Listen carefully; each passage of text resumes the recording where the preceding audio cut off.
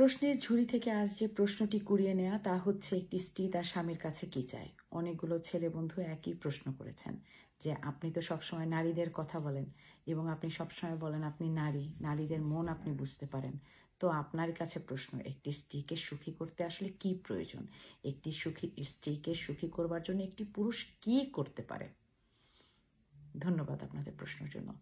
4টি কাজ করতে পারেন আপনি আপনার স্ত্রীকে সুখী করবার জন্য। প্রথম হচ্ছে সম্মান।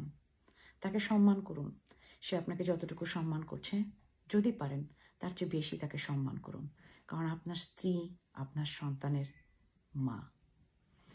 আপনার পরিবারে, আপনার নিজের পরিবারে, বন্ধু মহলে, আপনার সমাজে আপনার স্ত্রীর মাথাটা সম্মানে যেন উঁচু করে সে দাঁড়াতে পারে, সেই সম্মানটুকু তাকে দেওয়ার চেষ্টা করুন।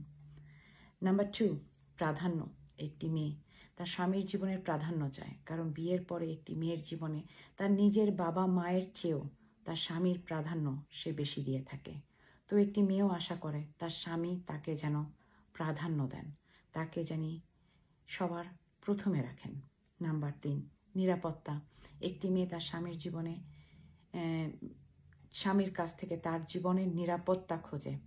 যখন শ্বশুর বাড়ির আত্মীয় স্বজন, বন্ধু বান্ধব, যে কোনো জায়গা থেকে যে কোনো কিছুর প্রেশার আসে, তার স্বামী যেন তার নিরাপত্তার ছায়া হতে পারে। সবাই তার বিরুদ্ধে চলে গেলেও তার স্বামী যেন তার পক্ষে দাঁড়াতে পারে। কারণ ওই একটা মানুষই তাকে আপনার পরিবারের সাথে সংযুক্ত করে। আপনি ছাড়া শ্বশুরবাড়ির আর কেউ কখনোই একটি মেয়ের জীবনের নিরাপত্তা দিতে পারে না। তার নিরাপত্তা আপনা থেকে শুরু, আপনাতেই শেষ। Number 4, connection. একটি মেয়ে তার স্বামীর সাথে কানেক্ট হতে চায়, ইমোশনালি কানেক্ট ফিল করতে চায়।